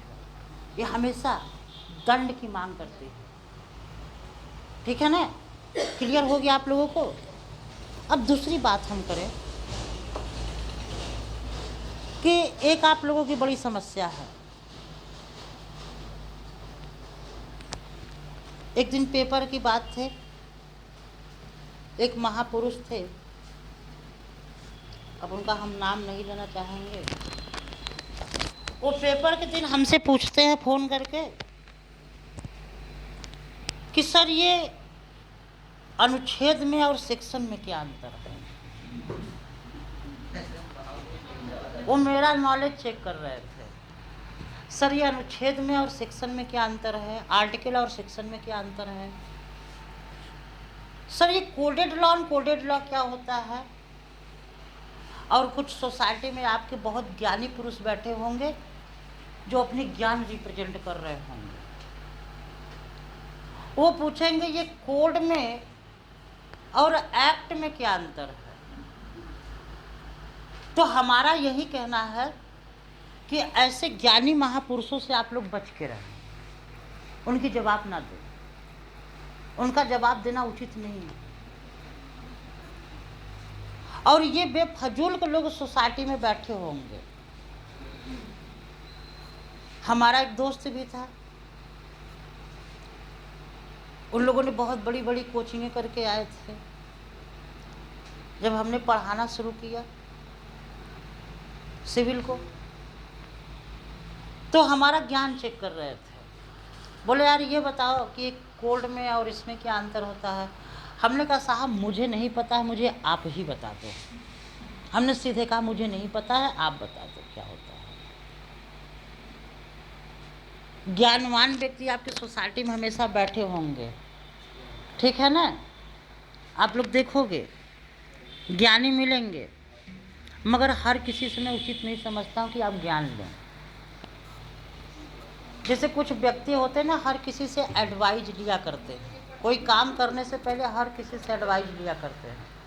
और मेरा कहना है कि जो भी आपको काम करना हो, सिर्फ आप अपने आप से एडवाइज लो और एडवाइज लेकर के कर दो। क्या होगा, कुछ नहीं तो तजुर्बा मिलेगा। अब मुझे पढ़ाना था, अब हमारे पास कोई ऑप्शन नहीं था। फादर्स के रिटायरमेंट के बाद खर्च कहाँ से आए, और वहाँ से कोचिंग करने के बाद मैंने सोचा कि अगर हम बैठ जाएंगे तो हमारा नॉलेज भी बेकार हो जाएगा। अब हमें पढ़ाना था खर्च के लिए। अब हमें दुनिया भर के लोगों से अगर ज्ञान लेते तो वो कहते कि हम मुझसे पूछते जाकर कि मुझे सिविल को पढ़ाना चाहिए कि नहीं पढ़ाना चाहिए, तो दुनिया भर के ज्ञान देते। बोले यार वहाँ पर वकील, अगर हम किसी से ज्ञान लेते तो मालूम है क्या बताते, यार वहाँ पर जो जज की तैयारी करेगा सब वकील बैठे होंगे, अभी तुम नए नए लड़के हो, तुम्हें क्या पता लॉ क्या होता है। वो दुनिया भर के ज्ञान बताते, वो इतने ज्ञान बताते कि मेरा मनोबल डाउन कर देते। हमने किसी से नहीं पूछा, बढ़िया बनाया पर्चा, ठीक, अब बनवा करके बैनर बनाए और पोस्ट करना शुरू कर दिया, हर जगह पोस्ट करना शुरू कर दिया। हाँ, उसी पोस्ट से आया हो। ठीक, अब हम भी उस एक रात सोचते रहे, जिस दिन बड़ी भयंकर रात थी, वो रात उसी प्रकार की थी जब रावण का और रामचंद्र जी से सामना होना था। दोनों की नींद नहीं आ रही थी। क्यों नींद नहीं आ रही थी? वो सबसे संकट भरी रात थी। क्यों? कि रावण एक प्रचंड पंडित था, उससे बड़ा कोई ब्राह्मण नहीं था, ज्ञानी पुरुष नहीं था रावण से बड़ा। उसके ऊपर भगवान को तीर चलाना था, उसकी वध करना था। और रावण को भी ये पता है कि तीनों लोगों के स्वामी के ऊपर कल हमें उनके साथ युद्ध करना है। दोनों ही बेचैन थे। उसी प्रकार से मेरी बेचैनी थी कि कल हमारे सामने, और जब एडमिशन से लिया लड़कों ने तो उसमें लल्लम कर रहे थे, कुछ प्रैक्टिस कर रहे थे कोर्ट में। उन लड़कों ने एडमिशन लिया और सुबह सुबह आकर के लड़के बैठ गए।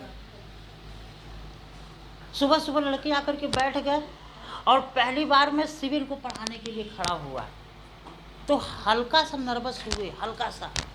थोड़ी समय के लिए जब वो सब बैठे हुए थे, जब मैंने क्लास में एंट्री किया तो हल्का सा हुए उनको देख करके। लेकिन जब यहाँ पर खड़े हो गए, मैंने पहले ही लॉ शुरू किया था CRPC, जब मैंने पढ़ाना शुरू किया तो मुझे उनकी औकात का अंदाज़ा लग गया। बोलो कुछ नहीं है, कुछ नहीं है। अगर वहाँ पर हम डर जाते तो क्या होता? दो काम होता। अगर हम नहीं पढ़ा पाते वहाँ पर तो कल से वो लोग नहीं आते, तो भी मुझे तजुर्बा मिलता कि मुझे और मेहनत करनी चाहिए। लेकिन ऐसा कुछ नहीं हुआ। शुरू शुरू में 6-7 लड़के आए, 6 लड़के आए पढ़ने के लिए। 5 या 6 लड़के थे, 5-6 लड़के थे पढ़ने के लिए आए। और उन्हीं लड़कों ने 28-30 लड़के कर दिए 3-4 दिन में, मुझे पता भी नहीं पड़ा। और सब प्रैक्टिशनर। और सबसे बड़ी सौभाग्य की बात ये थी कि उस पूरे बैच में 2 ही लड़के हमसे छोटे थे, अब बाकी जितने थे सब बड़े थे उम्र में। बड़े दूसरी बात ये थी, सब बड़े थे उम्र में। लेकिन उनको कोई फर्क नहीं पड़ा, कोई फर्क नहीं पड़ा। इस बात को लेकर के हम नहीं कहेंगे कोई फर्क नहीं पड़ा। तो जब मैंने पढ़ाया, खड़े होकर के पढ़ाया और इतने मस्ती से पढ़ाए, हल्का सा नर्वस हुआ था जब मैं क्लास में एंट्री किया। हमने कहा यार बड़े बड़े लोग बैठे हुए हैं यार, कैसे काम बनेगा, कोई गलती ना हो जाए। लेकिन जब मैंने उनको पढ़ाना शुरू किया तो उन्होंने एक कमेंट जाते जाते बच्चे कर गए कि सर मैंने पहली बार पढ़ा, इतने ढंग से लो। बेसिक नॉलेज हम लोग के पास नहीं थी, बिल्कुल नहीं थी। और वो लड़कों ने इतने लड़कों को बढ़ा दिया, कोई बड़ी बात नहीं। तो उससे क्या मिला? अगर हम किसी से ज्ञान लेते तो ज्ञानी पुरुष जो होता है ना, तमाम प्रकार के ज्ञान देता है। अभी तुम ये करो, अभी तुम वो करो। अरे किसी से ज्ञान मत लो यार, इतना ज्ञानी पुरुष यहाँ कोई नहीं बैठा हुआ है। आज के डेट में रावण नहीं है, प्रचंड पंडित यहाँ कोई नहीं बैठा हुआ है। यहाँ तुम ज्ञान लोगे तो तुम्हारा ज्ञान का हनन कर देंगे वो। किसी से ज्ञान मत लो, जो करना है करो, कुछ नहीं। अगर हार जाओगे तो क्या होगा? तजुर्बा मिलेगा। अगर मैं नहीं पढ़ा पाता तो कल से नहीं आते, तो मैं अपने आप को और स्ट्रांग करते। बस इतना ही होता ना, और इससे ज़्यादा क्या होता? वो गोली मार के थोड़ी ना हमें चले जाते, कोई गाली दे के थोड़ी ना चले जाते। अब बाहर जाके देते भी तो कौन सा फर्क पड़ता है, देने दो। किसी की जुबान पर थोड़ी ना रोका गया। यहाँ प्रधानमंत्री को लोग गाली दे रहे हैं। हाँ, इस वक्त प्रधानमंत्री की एक रील चल रहा है, वो विदेशी महिला को लेकर के। हाँ, प्रधानमंत्री को जब नहीं छोड़ रहे हैं, नरेंद्र मोदी को नहीं छोड़ रहे हैं, एक रील लेकर चल रहा है। देखा है पहली बार साजन की आंखों में प्यार है, ठीक है। और उसमें उत्तर प्रदेश के मुख्यमंत्री को उस रील में ससुर बना दिए। बड़े अजीबोगरीब रील चल रहा है। बंगाल के मुख्यमंत्री को सासू माँ बना दिए। वो घर में दुल्हन आ रही तो पहले पहले देखो मिलन होता है, उसकी मिलाई कराई जाती है। ठीक ठीक है ना। जब उनको नहीं छोड़ रहे तो हम तो छोटे मोटे व्यक्ति हैं यार, अभी तुमने भी जन्म लिया, ऊपर उठना शुरू किया, कोई बात नहीं। आज अपना टू द पॉइंट्स पर आ जाओ, आज अपना टू द पॉइंट्स पर आ जाओ, बात करेंगे। हम लोग बात करें दो लॉ को, एक होता है कोडेड लॉ, एक होता है अनकोडेड लॉ। अगर लॉ को यदि हम और दो भागों में डिवाइड करें, जरा इसको समझ लो आप लोग, ठीक है ना। क्या होता है, कोडेड लॉ होता है और एक अनकोडेड लॉ होता है। आप लोग को ये पढ़ना पड़ेगा, ये पेपर में पूछे भी जाते हैं, हो सकता है आगे कहीं इंटरव्यू वगैरह में पूछ लिया जाए, तो आपको बेसिक चीज़ें इंटरव्यू वगैरह में पूछता है जिसे आप लोग नहीं ध्यान देते हो। हमने इसलिए क्लास पूरी बेसिक की ही रखी है ताकि बच्चों को कभी दिक्कत ना हो भविष्य में। और जब उसको बेसिक नहीं पता होता है तो वो लॉ पढ़ता जाता है, उसके मन में छोटी छोटी डाउट बड़ी दिक्कत करता है, और कहीं न कहीं उसके रिजेक्शन का वो फैक्टर बनता है, उससे उसका मनोबल टूटता है और उसके रिजेक्शन का वो बहुत बड़ा फैक्टर बन जाता है, इशू बन जाता है। तो यहाँ पर अगर हम बात करें तो यदि दो प्रकार से और लॉ को बांटे, लॉ को दो भागों में और बांट दो, ठीक है ना। यदि विधि को और दो भागों में बांटे, तो यदि विधि को और दो भागों में बांटे तो आप देखेंगे इसमें दो बात निकल के आएगी। एक होता है कोडेड लॉ, जरा ध्यान से सुनना, बात मत करो पीछे। दूसरा है अनकोडेड लॉ। लड़कियों को तो जरा सा मौका मिल जाए बस भनन भनन करना शुरू कर देती हैं, ठीक है। Coded law, uncoded law. Uncoded law ये क्या होता है, जरा ध्यान से समझना। Coded law, uncoded law. जो कोडेड लॉ होता है ये सेक्शन, आर्टिकल और सेक्शन में डिवाइड होता है। अनुच्छेद और धारा, अनुच्छेद ऐसे लिखा जाएगा, अनुच्छेद और धारा। जो अनकोडेड लॉ होता है ये क्या होता है, थ्योरी बेस पर होता है, थ्योरी बेस, जिसको बांटा गया है टॉपिक, चैप्टर और टॉपिक में बांटा जाता है। चैप्टर क्या कहते हैं, चैप्टर और टॉपिक में बांटा जाता है।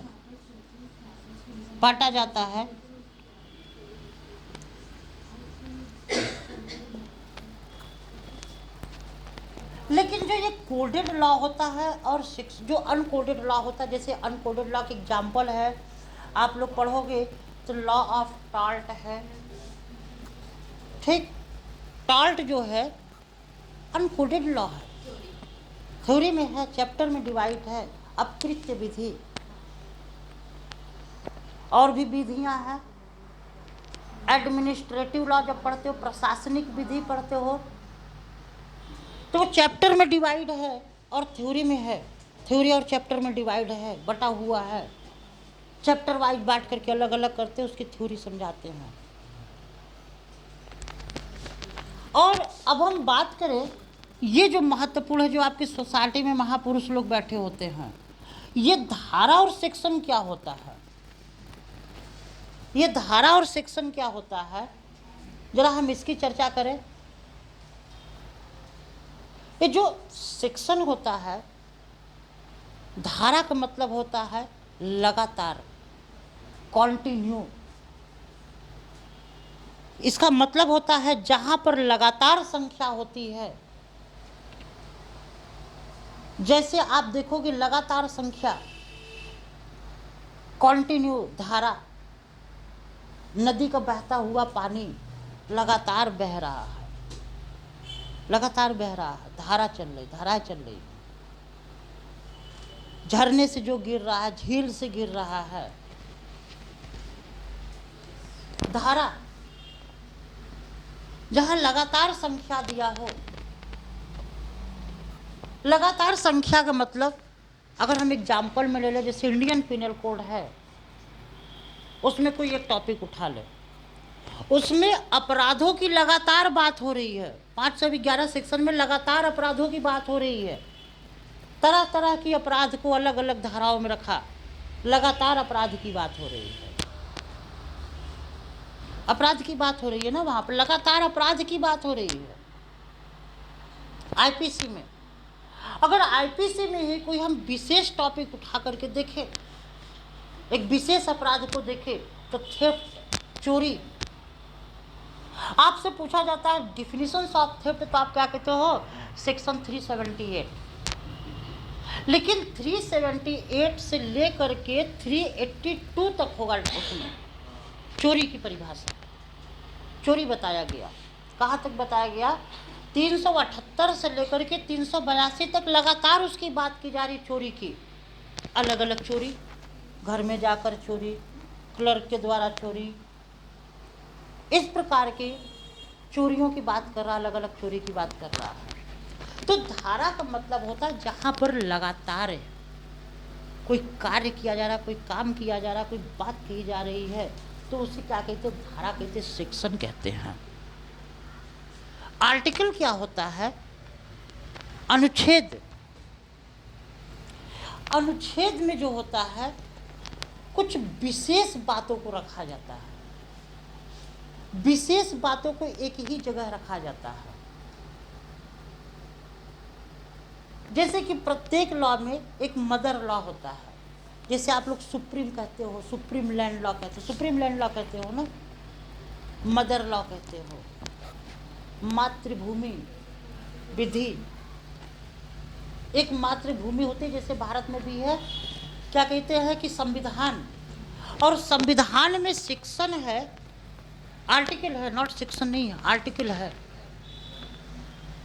और आर्टिकल में क्या कहा जाता है? विशेष बात को रखा जाता है, और उस विशेष बात की अलग अलग मीनिंग होता है, तरह तरह की मीनिंग होता है। उस विशेष में, विशेष अनुच्छेद में कई बातें होती हैं, और उसमें हर एक बात का अलग अलग अर्थ होता है। जैसे हम चर्चा कर ले आर्टिकल से 18, 17, 18। 17 में क्या है? Untouchability, abolition of untouchability. इसका मतलब होता है कि जो छुआछूत से विभेद करते हैं, छोटा बड़ा का विभेद करते हैं, उसमें कई बातें रखी गई हैं। आर्टिकल 17 में बहुत सारी बातें रखी गई है। आर्टिकल 18 क्या कह रहा है? एबोलिशन ऑफ टाइटल, जो उपाधियों का अंत कर दिया गया है। आर्टिकल 19 में बहुत सारी बातें रखी गई हैं। हर एक बात का अपना अलग अलग मतलब निकल रहा है। जैसे हम देख ले अनुच्छेद, आर्टिकल क्या कहते हैं कि आर्टिकल 17 में, तो 17 में क्या दिया है? अनटचेबिलिटी, टच एबिलिटी, टचेबिलिटी सही लिखा है। शुक्ला जी, आजकल तुम बड़ा लापरवाही कर रही हो गुरु। तुम्हारा बाल पकड़ के ना सुन रही हो। कै बजे उठ रही हो आजकल? टाइम नहीं देखते हम पहली बार। हाँ यार। तो यहाँ पर अनटचेबिलिटी, छुआछूत की भावना, यहाँ विशेष बात रखी गई है। बहुत सारी बातें रखी गई है, विशेष बात रखी गई, और हर एक बात का वहाँ पर जो शब्द रखे गए हैं, वहाँ एक अलग अलग अर्थ निकल रहा है। यहीं से आप एक बहुत बड़ा एक्ट निकला इसको एबोलिश करने के लिए, अनटचेबिलिटी, SC ST एक्ट।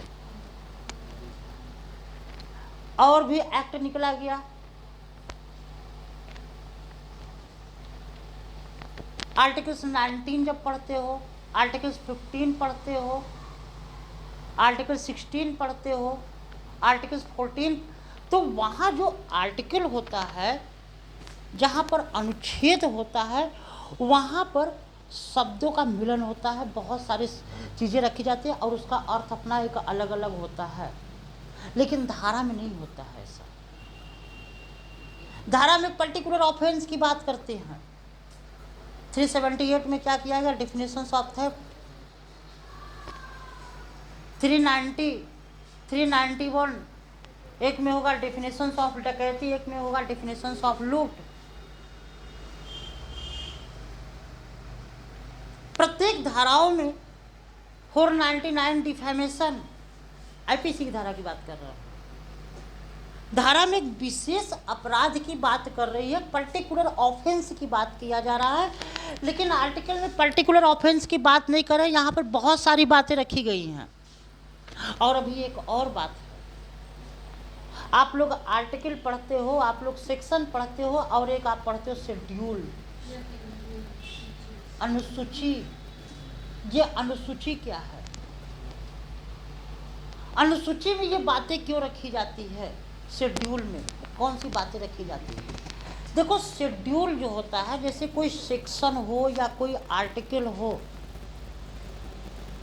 उसमें पूरी बातें नहीं आ रही तो उसकी सपोर्ट के लिए उस बात को शेड्यूल में डाल दिया जाता है।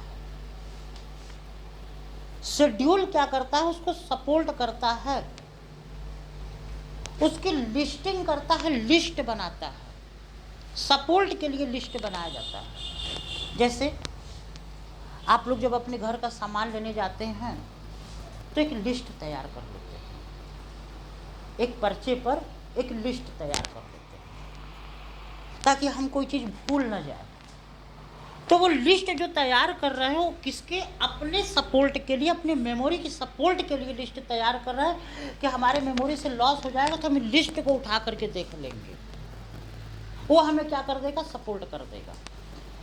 इसी प्रकार से अगर आर्टिकल संविधान में भी आप 12 अनुसूची पढ़ते हो, और बहुत सारे लॉ में भी अनुसूची पढ़ते हो, प्रोसीजरल लॉ में अनुसूची पढ़ते हो, सीपीसी में भी अनुसूची है, सीआरपीसी में भी अनुसूची है, लिमिटेशंस में भी अनुसूची है, अनुसूची पढ़ते हो, उसमें लिस्ट दिया होता है सपोर्ट के लिए। ठीक है ना? सपोर्ट के लिए जो बातें दिया गया हो इसे लिस्ट कहते हैं, शेड्यूल कहते हैं। अब एक बात अभी और आई, अभी बात नहीं खत्म हुई। एक मन में आपके और भी डाउट है। एक आप लोग जब कोई केस लॉ पढ़ते हो, हाँ पूछो। इंटरनेशनल लॉ अनकोडेड है, बट इंटरनेशनल लॉ को सपोर्ट वो बनाया, जो पहले संविधान जो इंटरनेशनल लॉ का बना हुआ है वो कोडेड है, उसमें अनुच्छेद है। यूएन चार्टर, और जब यूएन चार्टर को पढ़ोगे, जिससे भारत में के संविधान में लिखा we the peoples of India, तो यूएन के चार्टर में लिखा we the peoples of the, क्या लिखा? We the peoples of the world, not state. United charter है, विश्व की बात कर रहा है, संघ की बात नहीं कर रहा, पूरे विश्व की बात कर रहा है। संघ को राज्य नहीं कहा जा रहा। वहाँ पर जो वहाँ के संविधान के चार्टर, जब वहाँ के चार्टर पढ़ोगे, संविधान पढ़ोगे, तो उसमें लिखा है we the peoples of the world, पूरे विश्व को रिप्रेजेंट कर रहा है। चार्टर मतलब यूनाइटेड संघ जो है उसके कुछ मेंबर है 193, सारे मेंबर के पास सारे देश कुछ ऐसे कंट्री, क्योंकि उसके मेंबरशिप फीस देना होता है, और वो मेंबरशिप फीस गरीब राज्य कहाँ से देगा? वो अपना खर्च तो चला नहीं पा रहा, फीस कहाँ से देगा? वो विश्व को रिप्रेजेंट कर रहा है। जाइएगा आप देख लीजिएगा, वहाँ के चार्टर में लिखा हुआ है। नहीं, आप अभी नेट पर आप देख सकते हो, गूगल पर, वहाँ पर लिखा है, पूरे विश्व को रिप्रेजेंट कर रहा है। ठीक, तो यहाँ पर जो है क्या कहते हैं, जो संविधान है, देख लिया आपने? मिल गया? बड़ा टाइम लग गया निकालने में। We are the people of the United Nations. मैंने सही बोला? क्या लिखा है? We are the people of the United Nations. United Nations ये लिखा हुआ है। Determined to save succeed generation. और क्या लिखा हुआ है? अभी कंटिन्यू करेंगे. अच्छा चलो देख लेंगे हम उसको, भाई देख लेंगे तब कंफर्म करेंगे, अभी नहीं कंफर्म करेंगे। ठीक चलो, आप शेड्यूल। अब दूसरा देखते हो AIR लिखते हो, ये बहुत बड़ा चीज वो नहीं है, इसका मतलब है ऑल इंडिया रिपोर्टर। ठीक, ऑल इंडिया रिपोर्टर का मतलब होता है कि जैसे सुप्रीम कोर्ट और high court, all India reporter, supreme court high court को जो मामले होते हैं उसको रिकॉर्ड किया जाता है। रिकॉर्ड क्यों किया जाता है? क्योंकि वो इंटरप्रिटेशनल कोर्ट होता है। अगर विधि में कोई परेशानी हो तो उसका अर्थ, उसका मतलब, ये सारी चीज़ें बताता है, तो उसको रिकॉर्ड करके रखा जाता है कि इस केस में सुप्रीम कोर्ट या हाई कोर्ट ने ये बात कही है कि अगर उस तरीके का कोई दूसरा केस हो तो उस केस में जो जजमेंट दिया गया है उसी को फॉलो करेंगे, उसी का रेफरेंस दे देंगे, फिर से कोर्ट में नहीं जाएंगे। और हम लोग दूसरी बात की केस लॉ क्यों पढ़ते, बीच में जो हम लोग लिखते हैं ये फला केस है, ये केस है, इसमें ये कहा कोर्ट ने, ये क्यों पढ़ते हैं? इसका रीजन ये होता है कि किसी मामले में अगर बड़े उस कोर्ट ने फैसला दिया है, इंटरप्रिटेशनल कोर्ट ने फैसला दिया है, अगर कोई उसी तरीके का दूसरा मामला हो तो उसमें भी क्या कर देते हैं, रिप्रेजेंट करते हैं, उस केस को रेफरेंस देते हैं, कहते हैं कि सुप्रीम कोर्ट ने इस मामले में ये कहा। एडवोकेट के लिए ज़्यादा महत्वपूर्ण बात ये हो जाती है, ठीक है ना, और इससे ज़्यादा इसमें कोई बहुत वो नहीं है।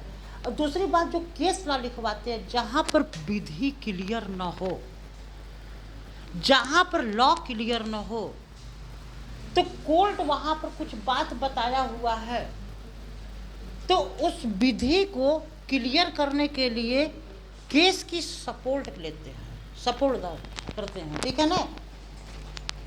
तो यहाँ पर ये बेसिक बातें थी, आप लोगों ने आज बेसिक चीज़ें सीखा है जो कि मन में बहुत ज़्यादा डाउट होता है लड़कों के, और इसके वजह से उनको समझ में नहीं आता है, हमेशा डाउट बना होता है।